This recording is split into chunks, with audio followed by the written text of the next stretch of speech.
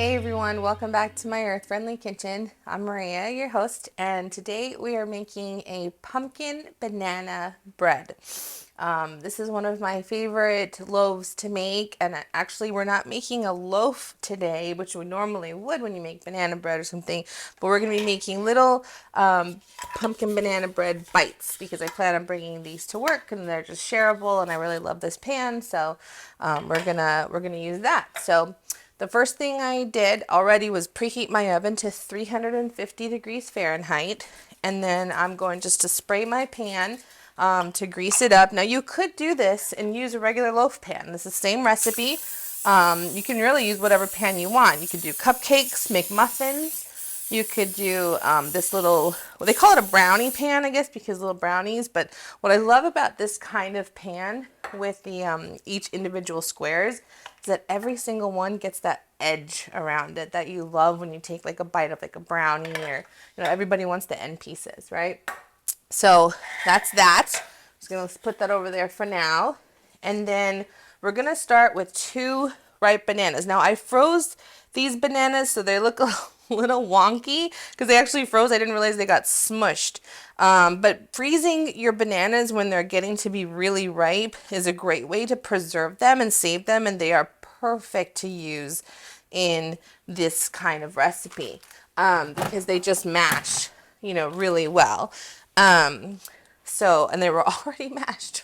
Half the job is done for me from the freezer. So sometimes they turn completely black, the banana peels. It doesn't mean that they're bad. It's just the way that they freeze, depending on how ripe they actually are. So just throw those peels in my composter, and I'm just going to mash them. Now you can use a fork for this. I just happen to have this little mashing tool, which I love to use because it just gets everything really nice. I use it for my avocados when I'm making guacamole, or bananas here, or pretty much anything I need to kind of like puree.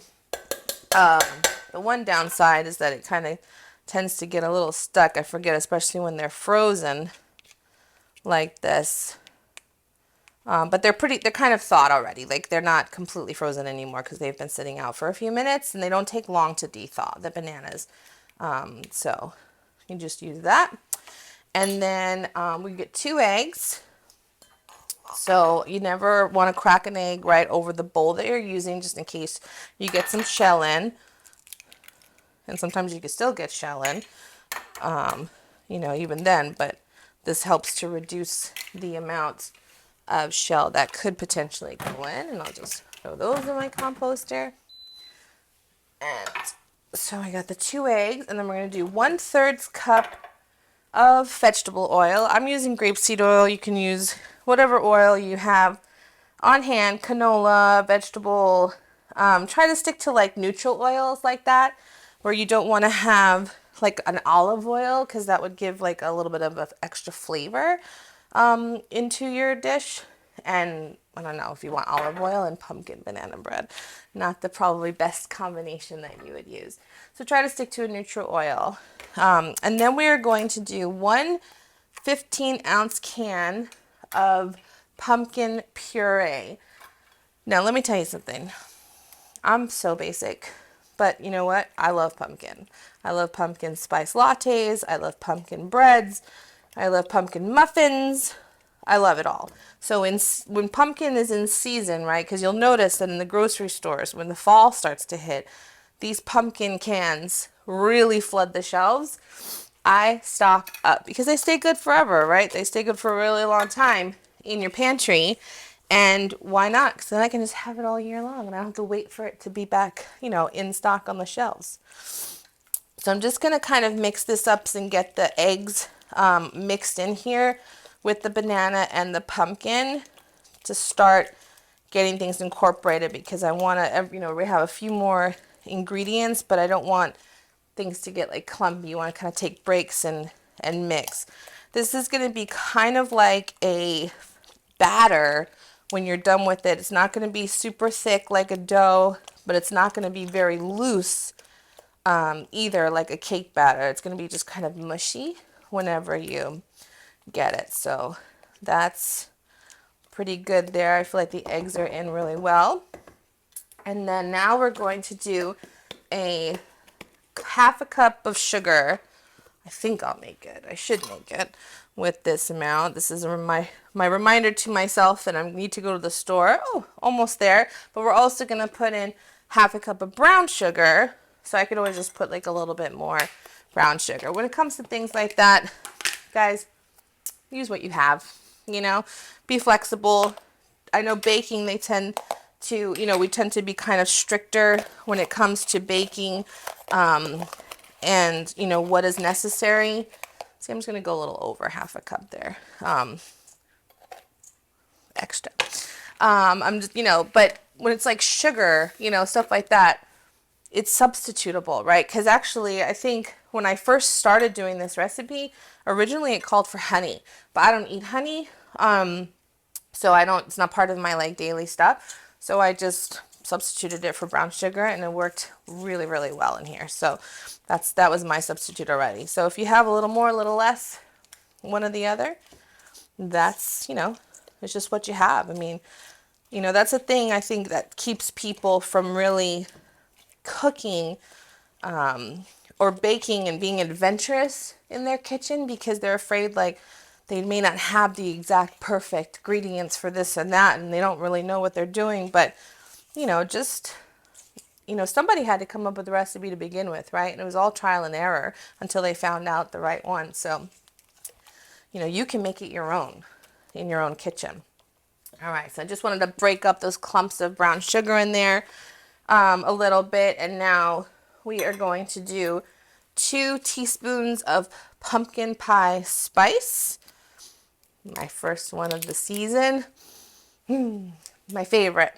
So 2 teaspoons of pumpkin pie spice. Now, if you don't have the pumpkin pie spice mix like this, you can do the spices basically made up of cinnamon, nutmeg, clove, ginger, and allspice usually is the blend. So let me see. Did I get that right?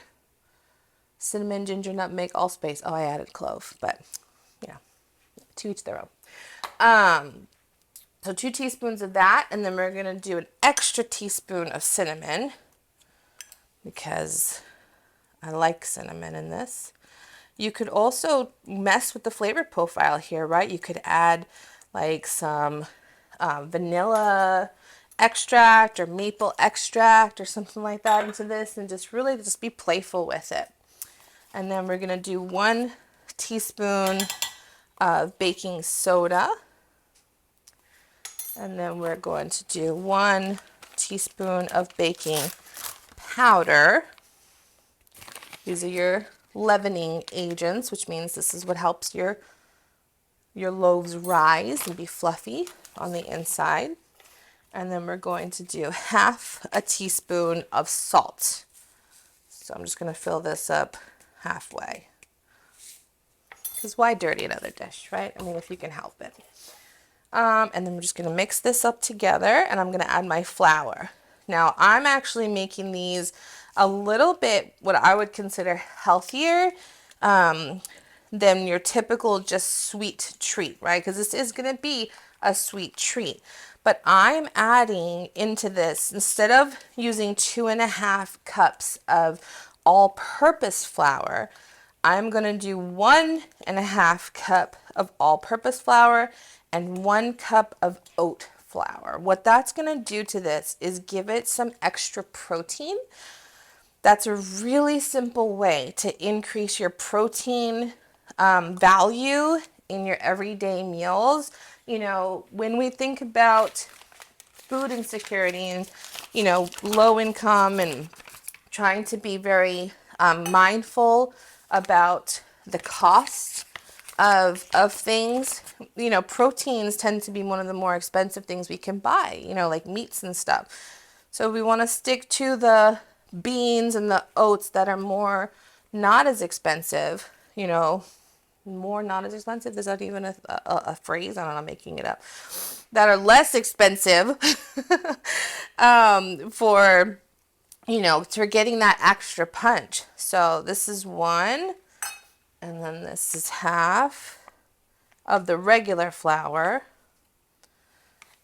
And then we're going to do 1 cup of the oat flour. Now it can be any brand of oat flour you want, any brand of flour you want. You know, and this is, you know, or if you don't have oat flour, that's okay. Just use the regular flour. If you have like almond flour in your house, if you're gluten-free, that'll also work here, you know. There we go. 1 cup of that. Okay. Okay, I'm just going to give this a mix. And so that, you know, really helps add some boost. Now, again, this is a sweet treat. You don't have to make it nutritional. I know not everything is about trying to be, you know, super healthy, super friendly. But listen, when you can add it, why not? You know, why not offset the, you know, give it a little bit of balance. Offset the nutrition is what I meant to say. Give it a little bit more balance, you know, make it not such a guilty treat, you know, especially if you're going to share it, or you can have these, you know, these are great for breakfast. You know, you put in the oat flour. It's like a nice protein packed breakfast, just on the go. Just grab one and out the door, you know, for the kids, headed to school, headed to practice, you know, for a busy work week. You know, forgot to eat lunch. Oh, let me grab one of these guys, you know. It just helps. So just really want to get that mixed in. Now you could use beaters for this, you know, not get such an arm workout. If you want, that's fine. But it's going to come out to be like this, right? It's going to be not quite doughy, but not a thin batter like a cake.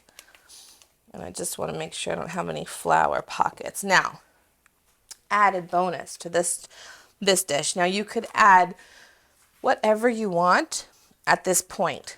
Walnuts, pumpkin seeds, raisins, you know, not too many of them at once. But today we're going to add mini chocolate chips because they're delicious. These ones are actually dairy free. Fun fact, I'm not only gluten sensitive, I'm dairy sensitive. Lucky for me. And so I like the dairy-free chips, and my husband doesn't even notice usually when they're dairy-free because the chocolate's pretty good. He notices gluten-free, but not dairy-free. So you just want to fold those in. And if you're using a beater to make this batter, you would not beat the chips in. You would just fold them in like this because that would break them up, and then they would just kind of disappear like into your loaf. And you want that nice chocolatey thing. Okay, so there they are. So now we're going to bring our pan back here, and we're going to put, you know, we're going to fill them up about halfway. Now this might be a little bit too much batter for this one pan. If so, I will wind up getting a muffin pan and making muffins instead. And I'm just going to kind of put them in here. Now, again, if you are going to do this in a loaf, no problem. You could do this in like a 8x8 pan, no problem. I mean, you just have to be mindful that whatever size you are using, the cooking time will change. So for this smaller pan, right, because they are technically smaller loaves, we are going to be cooking this a lot less than as if we were cooking a loaf pan. A loaf pan, you would probably want to bake this for about 45 minutes at the 350. Obviously, you want to check it, you know, maybe around the 30-minute mark or so when you start to see things brown or on the top.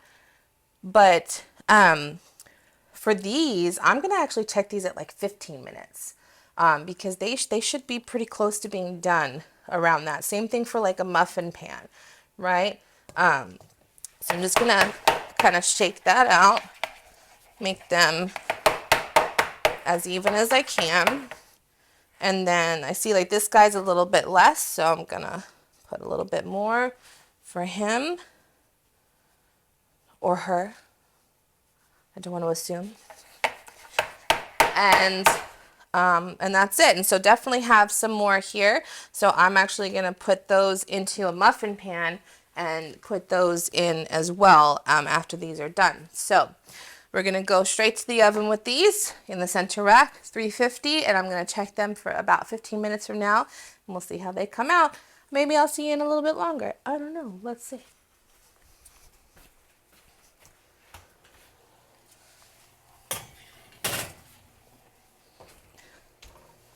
Okay, see you in a bit. Okay, so we're back. The oven just went off. These actually, let's just see. They went off earlier. I did check them at about 15 minutes. They were not ready.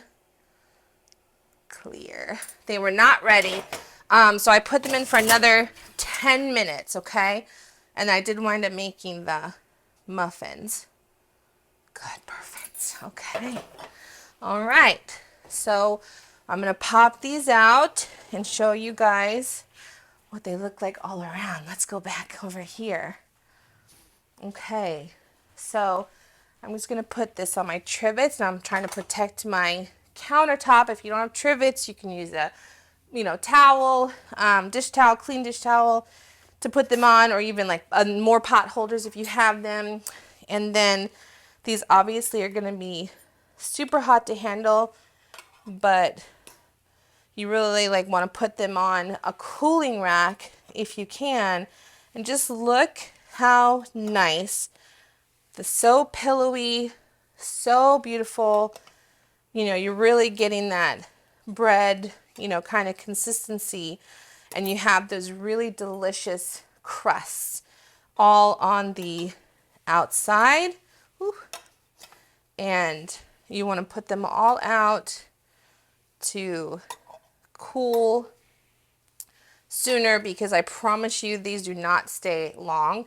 Luckily, I am going to be boxing pretty much all of these up, and then these will be for me and my family to have, because we would eat the whole thing. Honestly, they're so good. Even my husband, who does not like pumpkin flavored things, he likes these a lot, because you really get that banana bread flavor that comes through. Look how beautifully these rose, that baking powder, baking soda, leavening that occurred. They just look so nice. I'm just going to make room for these muffins. But even people that are not pumpkin lovers are going to love these. I promise you that. So let's cut into one so you can see. I'm just going to cut this on my clean counter here, so you can see what the inside looks. Now, some of them you can even see the chunks of banana. That's okay. But look at that. Oh, it's all so hot. You see how hot it is?